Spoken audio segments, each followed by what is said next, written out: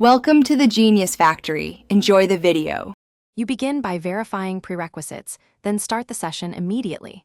Make sure the SSM agent is installed and active on the instance, otherwise you cannot connect.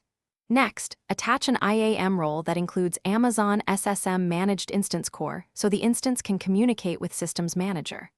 Once done, open the AWS console, navigate to Systems Manager, then Session Manager, and click Start Session. You will see a list of managed instances. Pick the one you need and initiate the shell connection.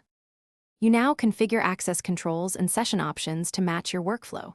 In Session Manager Preferences, enable logging to an S3 bucket or Cloud Watch logs to capture session output for auditing.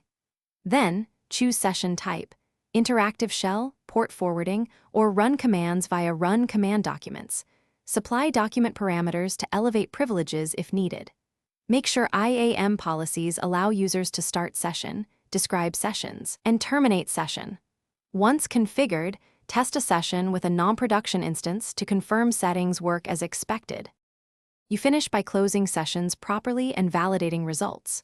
Always terminate sessions when done, then review CloudWatch or S3 logs to confirm commands ran and for audit trails.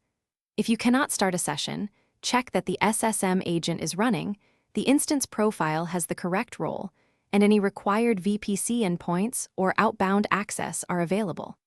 As a final step, install the Session Manager plugin for CLI usage and enable KMS encryption for logs if you need extra security.